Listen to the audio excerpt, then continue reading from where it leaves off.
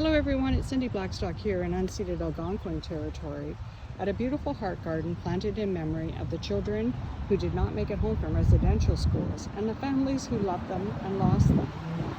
You know, we found the 215 children into Kamloops, but that's just the beginning.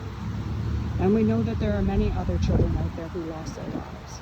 And the survivors who courageously endured the conditions in those schools designed to assimilate them, and in far too many cases to abuse them and even to murder them. The people of the period knew better back then. The government certainly did. Its own chief health inspector raised the alarm about the 50% death rates over 3 years of kids in residential schools linked to Canada's inequitable provision of public services. But the federal government persecuted that whistleblower, ignored the report, and ignored every report that came after that. For decades, people of all walks of life raised the alarm, and Canada did the same thing. It weathered out the news cycle, and then it just turned away.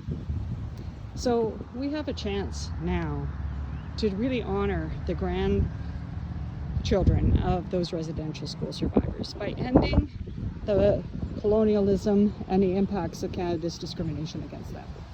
Today in federal court, the federal government is arguing against compensating children that it actually is discriminated against in public service provision, just like back in the day, and led them to be unnecessarily placed in foster care, to be harmed through the denial of services, and in some cases tragically to die. You know, there's not enough that we can do to restore the lost lives of the kids in residential schools or the survivors who lost their childhoods there.